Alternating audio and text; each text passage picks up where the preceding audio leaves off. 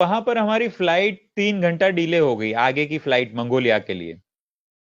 तो गुरुदेव ने दीदी और जो हमारे दूसरे फीमेल टीचर थे आर्ट एक्सेल के, वो गए वॉशरूम फ्रेश होने के लिए, और विक्रम भैया को भेज दिया कुछ सामान के लिए, लगेज वगैरह देखने के लिए।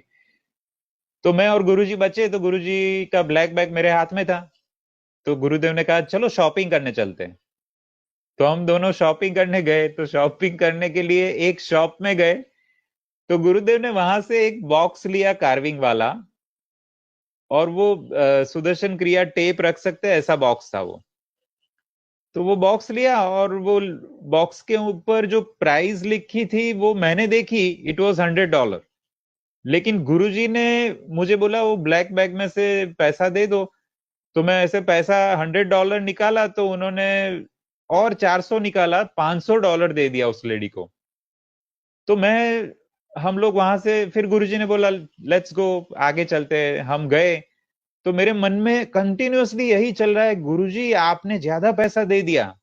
$100 का था वो, आपने 500 दे दिया, लेकिन कैसे बोलूं उनको।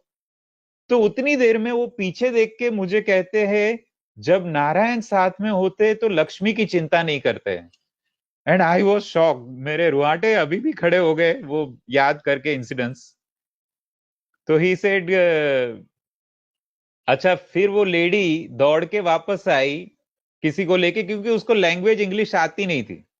और वापस आके वो साथ में जो आदमी था वो इंग्लिश में बोल रहा था, sir you have paid more money so she is here to give you back the return exchange.